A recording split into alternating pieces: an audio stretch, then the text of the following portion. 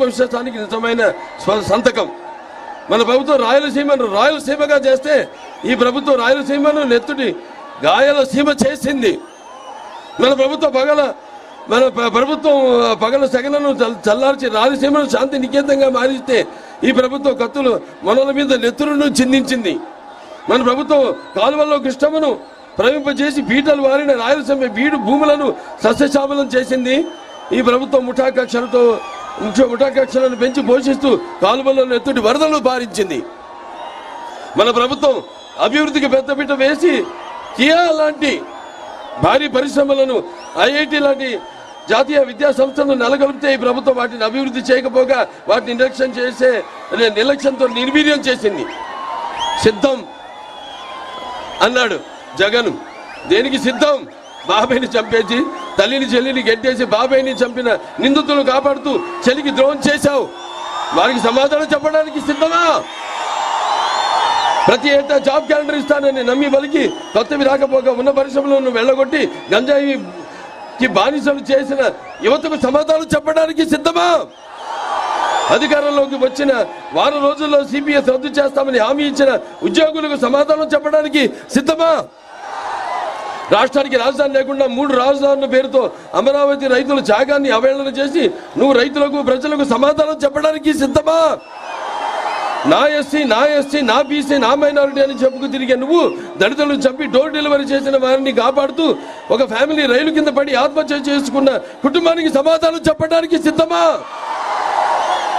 10వ తరగతి చదివే అబ్బాయి తన అక్కని వేధిస్తున్నాడని అడిగితే పెట్రోల్ పోసి సజీవ దహనం చేసిన కుటుంబాలకు కన్నీళ్లు తుడవడానికి సిద్ధమా? పోలవరాన్ని గోదావరిలో కలిపేసి నిన్ను నీ ప్రభుత్వాన్ని బ్లాక్ లిస్ట్ లో పెట్టిన కాంట్రాక్టర్లకు బిల్లులు ఇవ్వడానికి సిద్ధమా? వ్యవసాయ శాఖను మూసేసి రైతుల అప్పులలో ఆత్మహత్యల్లో దేశంలో ప్రథమ స్థానంలో నిలిపిన నువ్వు రైతులకు న్యాయం చేయడానికి సిద్ధమా?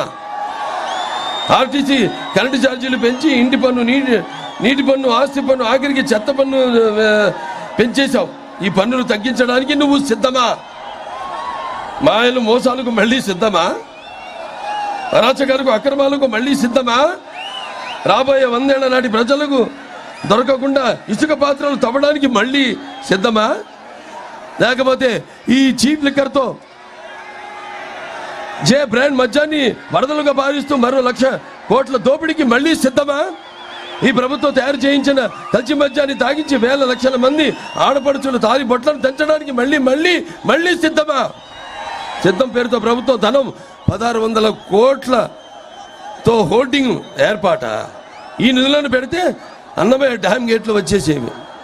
హంద్రీనివా కాలువ అధునీకరణ పూర్తయ్యేది. మీకు అభివృద్ధి కావాలా? అరాచకం కావాలా? మీకు సంక్షేమం కావాలా? విధ్వంసం కావాలా? మీకు సమర్థ పాలన కావాలా? రాక్షస పాలన కావాలా? మీకు స్వర్ణ యుగం కావాలా? చీకటి రాజ్యం కావాలా? మీకు స్వర్ణ యుగం కావాలా? చీకటి రాజ్యం కావాలా? మీకు కన్స్ట్రక్షన్ కావాలా? డిస్ట్రక్షన్ కావాలా? సిద్ధం అన్నావు కదా. ధర్మ యుద్ధానికి మేము సంసిద్ధం. అవునా? రాష్ట్ర అభివృద్ధిని నిలువెత్తి గోతులు పూడ్చి 100 ఏళ్లు వెనక్కు నడిపించిన నీ పాలనకు చరమ గీత పాడుతూ సమరసింహ శంఖారావానికి ఉరకలెత్తిన ఉత్సాహంతో ఓటు అనే వజ్రాయుధంతో నీ రాక్షస పాలనను అంతమొందించడానికి మేము సంసిద్ధం. అవునా? నిన్ను నీ వైసీపీని పాతాళంలోకి తొక్కేయడానికి ప్రజలు, తెలుగుదేశం, జనసేన తమ్ముళ్ళు సిద్ధం.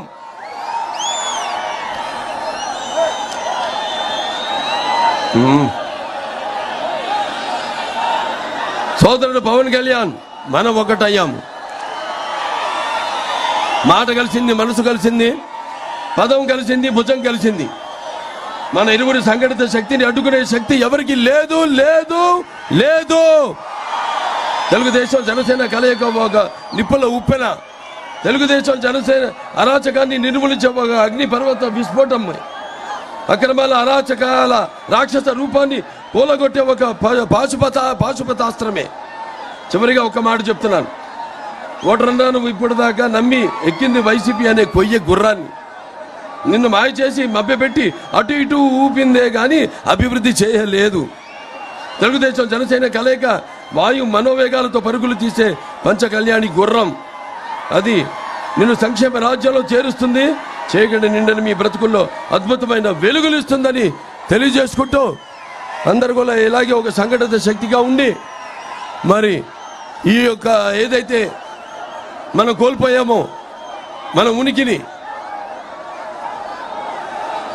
దాన్ని మళ్ళీ మన రాష్ట్రానికి పునర్వైభవం తీసుకురావాలని మళ్ళీ మనమంతా సువర్ణాక్షరంతో ఈ ఉద్యమంలో చరిత్రలో లిఖించబడేలా ఒక స్వర్ణ యుగాన్ని మనం సృష్టించుకోవాల్సిన బాధ్యత మన ప్రతి ఒక్కరి బుద్ధ స్కంధాలమై ఒక అందరూ పౌరులుగా అది ఉందని మీ అందరూ తెలియజేసుకుంటూ నేను సెలవు తీసుకుంటున్నాను.